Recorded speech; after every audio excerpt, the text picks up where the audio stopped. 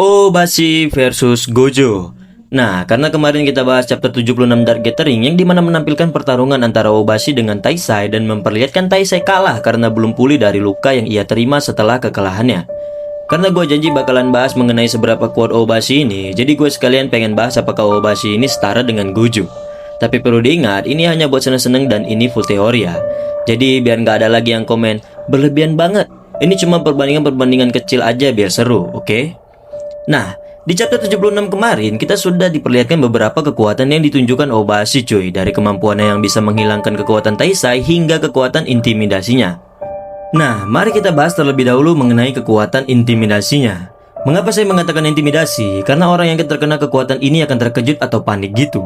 Seperti terkena Houshoku Haki, tapi perlu kalian tahu, sewaktu kekuatan ini mengenai Taisai, ia tidak terluka seperti hantu terowongan Kei yang saat itu sedang terkena kekuatan ini dan langsung mengalami luka di bagian kedua mata hingga mulutnya. Nah, setelah chapter 76 ini keluar, baru kita tahu kalau yang menyerang hantu terowongan Kei saat itu adalah Guardian Spirit milik Obashi, yang dimana Guardian Spirit ini saja tidak terlihat oleh Taisai apalagi Yayoi.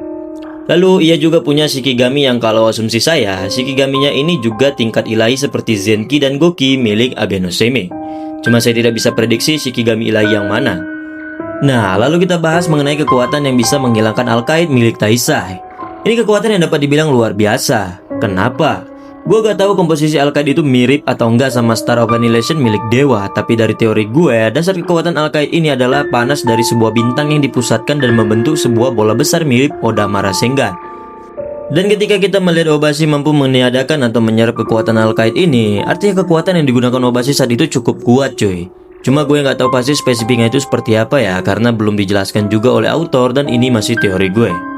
Untuk Guardian Spiritnya kita bahas nanti setelah ada konfirmasi dari autor ya, biar nggak salah sebut. Kita nggak tahu apakah Guardian Spirit ini cuma memiliki serangan fisik atau juga punya kekuatan supranatural tersendiri, makanya belum bisa kita bahas.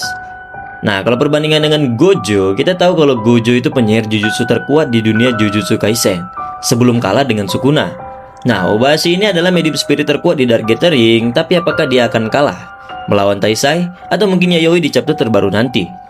Nah, kita akan lihat sendiri kelanjutannya di chapter terbaru nanti cuy. Mengingat Gojo belum pernah kalah sama sekali sama MC-nya sendiri, tapi Obashi ini sudah terpojok oleh Yayoi yang merupakan MC dari Gathering. Tapi kalau adegan di chapter 76 itu hanya acting agar membuat Yayoi merasa kuat, mungkin Obashi ini lebih kuat dari Gojo cuy. Ingat cerita ini punya konsep yang sama, jadi gimana menurut kalian?